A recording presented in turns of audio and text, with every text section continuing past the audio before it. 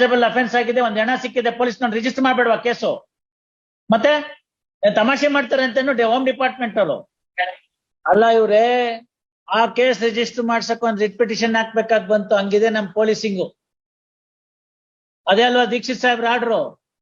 ಮತ್ತೆ ಪೊಲೀಸ್ನವರ ನಿಷ್ಕ್ರಿಯತೆಗೋಸ್ಕರ ನೊಂದಂತ ವ್ಯಕ್ತಿ ಹೈಕೋರ್ಟ್ ಬಂದು ಮ್ಯಾಂಡಮಸ್ ಕೇಳಿ ಸಾಹೇಬ್ರು ಮ್ಯಾಂಡಮಸ್ ಅಲೋ ಮಾಡಿದ್ಮೇಲೆ FIR ರಿಜಿಸ್ಟರ್ ಆಗಿರೋದು. ಇಲ್ದೇ ಮುಚ್ಚಾಕ್ ಬಿಡ್ತಿದ್ರು ಪೊಲೀಸ್ನವರು. ನೀವು ಹೋಗಿ ಸರೆಂಡರ್ ಆಗಿ 302 ಕೇಸಲ್ಲೆಲ್ಲ ಏನು ಮಾಡಕ್ ಬರುದಿಲ್ಲ.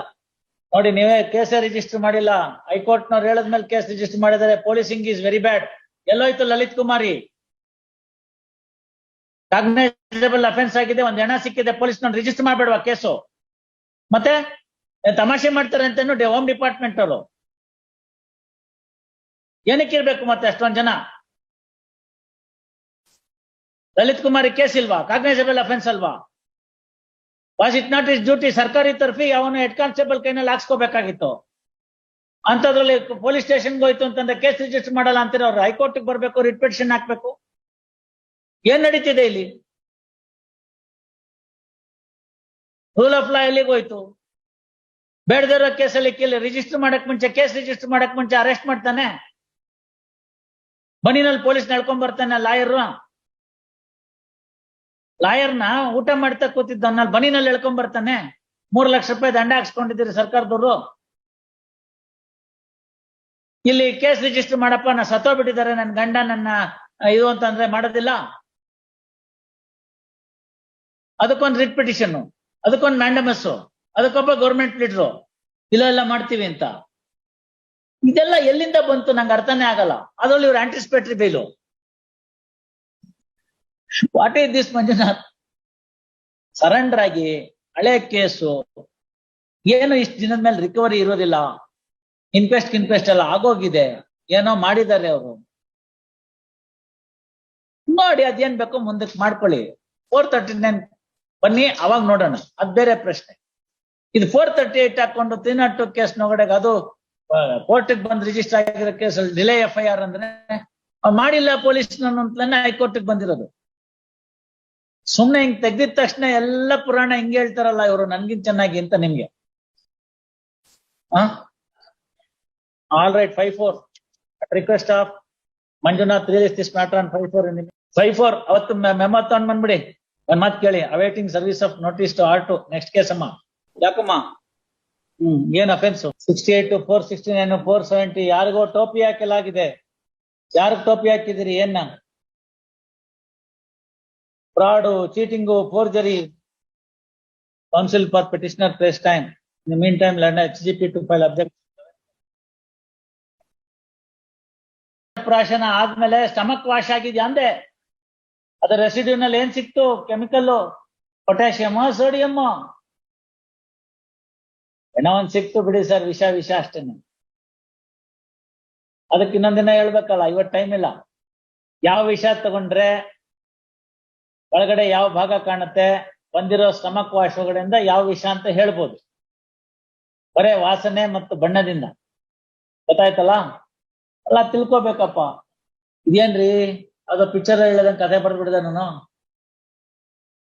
ವಿಷ ಕುಡಿದ್ಮೇಲೆ ಅವಳೇ ಹೋಗಿ ವಿಷ ಅಂತ ಗೊತ್ತಾಗಿ ಅದನ್ನೆಲ್ಲ ತಾನೇ ವಾಂತಿ ಮಾಡ್ಕೊಂಡು ಮಕ್ಕಳನ್ನ ಕರ್ಕೊಂಡು ಏನೋ ವ್ಯವಸ್ಥೆ ಎಲ್ಲ ಬರೇ ನೋಡಿದ್ರೆ ಎಲ್ಲ ಯಾವ್ದೋ ಆತರ ಕೇಸ್ ಅಂತಾನೆ ಕಾಣುತ್ತೆ. ಪಿಕ್ಚರ್ ನೋಡ್ ಬರ್ದಿರಂತ. ಎಲ್ಲಾರು ಹೋಗ್ಕೊಳ್ಳಿ ಬಿಡ್ರಿ. ಪೊಲೀಸ್ ಸ್ಟೇಷನ್ಗೆ ಹೋಗಿದಾರ ಇಲ್ವೋ? ಇಲ್ಲ ನೀವೇ ಹೇಳ್ತೀರಾ? ಇಲ್ಲ ನಾನು ಹೇಳ? ಆರ್ಡರ್ ನಾನ್ ತಾನೇ ಡಿಕ್ಟೇಟ್ ಮಾಡ್ಬೇಕು. ಮತ್ ಬಿಡಿ, ಇವಳು ಅತ್ತೆ ಹೋಗ್ಲಿ ಬಿಡಿ. ನಿಮ್ಮ ಹತ್ರ ಬಂದ್ಲಿ ಏನ್ ಬೇಕೋ ಕೇಳ್ಕೊಳ್ಳಿ, ಬರ್ಕೊಳ್ಳಿ. Order Shri Pavan HK and HGP. Section 438 CRPC with following prayer. Brief facts of the case are as under.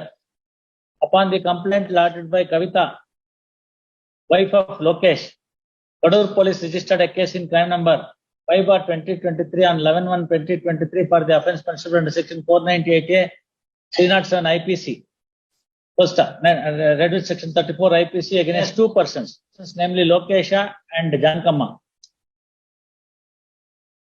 First, the gist of the complaint governments revealed that the complainant was married to The first accused Lokesha and sufficient amount of dowry was given at the time of marriage.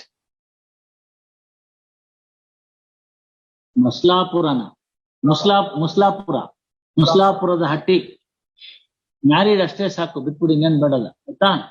Married first. After the marriage 2 girl child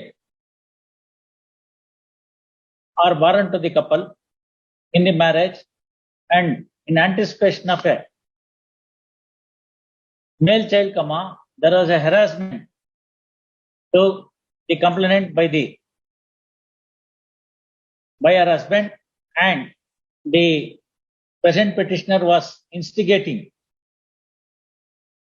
the first accused to physically and mentally harass the complainant. First, when the matter stood thus, on 10/1/2023 at about 2 p.m, first accused and the present petitioner, with an intention to take away the life of the complainant, forcibly made her to consume poison,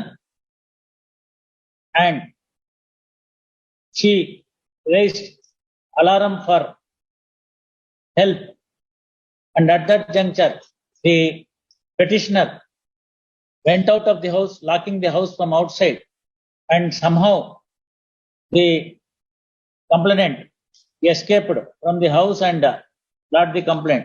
Police are investigating. After registering the case, are investigating the matter. First, investigating the matter. First, next para. In the meantime, the petitioner approached the district court for grant of anticipatory bail, which was turned down by the Learned district judge by order dated 8 February 2023 in series number 67 of 23. Thereafter, petitioner is before this court. That counsel for the petitioner reiterating ground 13 the petition contended that the very complaint government looks itself very artificial, and petitioner is innocent of the offences heard against her, and sought for grant of anticipatory bail. First, Parkantal and CJP opposes the bail grounds. First, next para, Peru the metal on record meticulously. Next para, according to the complaint government's, after the complainant was forcefully administered poison, she went to the bathroom and vomited, and thereafter went to the police station along with her children and lodged the complaint. First, lodged the complaint. First, next para, the police are investigating the matter, and the petitioner is not available to the investigation agency. First, next para, investigation agency, and as such investigation is crippled. First, next para, directing the petitioner to join the investigation and undergo limited period of investigation. A custodial investigation would meet the ends of justice. Accordingly, following order. ಅದೇ 11ನೇ ತಾರೀಕು ಅಂತ ಮಾಡ್ಬಿಡು. ಹೋಗಿ 11ನೇ ತಾರೀಕು ಹೋಗಿ police station ಸೇರ್ಕೊಳ್ಳಿ. ಅವ್ರೇನ್ ಪ್ರಶ್ನೆ ಕೇಳ್ತಾರೋ ಕೇಳ್ತಾರೆ. 5 ಗಂಟೆಗೆ ನಿಮ್ಮನ್ನ ಬಿಡ್ತಾರೆ. ಒಂದ್ ಬಾಂಡ್ ಬರ್ಕೊಡಿ 1 ಲಕ್ಷ ರೂಪಾಯಿಗೆ. ಎಸ್ ಮಿಸ್ಟರ್ ದೇವರಾಜ, ನೀವು ಊರಲ್ಲ ಅಂತ ಹೇಳಿ ಅಷ್ಟೇ. ನಿಮ್ಗೆ ಅಲ್ಲ ನೀವು ಊರಲ್ಲಿರಲ್ಲ ಅಂತ ಹೇಳಿ ಅಷ್ಟೇ. ಕಾಪಿ ತಗೊಳಕ್ಕೆಲ್ಲ ನೀವು ಊರಲ್ಲಿರಲ್ಲ. ಇಲ್ಲೆಲ್ಲ ನನ್ನಿಂದ ಡಿಲೇ ಆಯ್ತು ಅನ್ನೋದೇನು ಇಲ್ಲ. ಕಾಪಿ ಎಲ್ಲ ಸಿಕ್ಕಿ ಹೋಗಿಲ್ದಿರೋರು ಇದ್ದಾರೆ. ನಾನು ಸಾಯಂಕಾಲ 5:30, 6, 6:15, 6:30 ತನಕ ಕೂತು ಕಾಪಿ ಇದು ಬೇಲ್ ಆರ್ಡರ್ ಸೈನ್ ಮಾಡೋಗಿದ್ದೀನಿ. ಬೆಳಗ್ಗೆ ಕೋರ್ಟ್ಗೆ ಬಂದಿದ ತಕ್ಷಣ ಬೇಗ ಬರ್ತಾ ಇದ್ದೀನಿ. ಸಾಯಂಕಾಲ ಮಾಡಿಟ್ಟಿದ್ದನ್ನ ಬೆಳಗ್ಗೆ ಚೇಂಬರ್ಗೆ ಇಲ್ಲಿಂದ ಕೋರ್ಟ್ ಅಲ್ಲಿ ಬರಕ್ ಮುಂಚೆ ಸೈನ್ ಮಾಡ್ಬಿಟ್ಟು ಹೋಗ್ತೀನಿ. ಮನೆಗ್ ತಗೊಂಡೋಗಿರ್ತೀನಿ. ಆಗಿಲ್ದಿರೋದನ್ನ ಕರೆಕ್ಷನ್ ಮಾಡ್ಕೊಂಡ್ ಕೊಡ್ತೀನಿ. ಕೊಟ್ಬಿಟ್ಟು ಬೆಳಗ್ಗೆ ಪ್ರಿಂಟ್ ತೆಗ್ಸಿ ಅಂತ ಹೇಳ್ತೀನಿ. ಯಾರು ಟೈಪ್ ಮಾಡಿದಾರೆ ಕೇಳಲ್ಲ, ಇವ್ರಿಗೆ ಪ್ರಿಂಟ್ ಕೊಡಕ್ ಹೇಳ್ತೀನಿ. 3 ಜನ ಪ್ರಿಂಟ್ ಕೊಡ್ತಾರೆ. ಇನ್ನೆಸ್ಟ್ ಮಾಡ್ತಾರೆ. ಆಯ್ತು ಅನ್ನೋದು ಯಾವ್ದೂ ಇಲ್ಲ. ಎಲ್ಲ ರೆಫರೆನ್ಸ್ ಬುಕ್ ಹಾಕ್ಸ್ಬಿಟ್ಟು ಅವತ್ತೇ ಡೇಟ್ ಇಟ್ಬಿಟ್ಟಿದೀನಿ. 3 ಸತಿ ಕೇಳ್ತೀನಿ, ಇನ್ಯಾವ್ದಾರು ಸೈನ್ ಮಾಡೋದಿದ್ಯಾ ಅಂತ. ಇಲ್ಲ ಅಂದ್ಮೇಲೆ ಕೊಟ್ಟು ಹಾಕೊಂಡು ಮನೆಗೆ ಹೊರಡೋದು.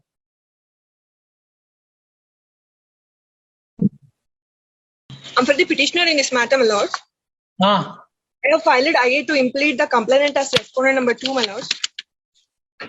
ಎಲ್ಲಿದೆ IA? I have filed it in the registry, my lord. Issue notice to propose second respondent.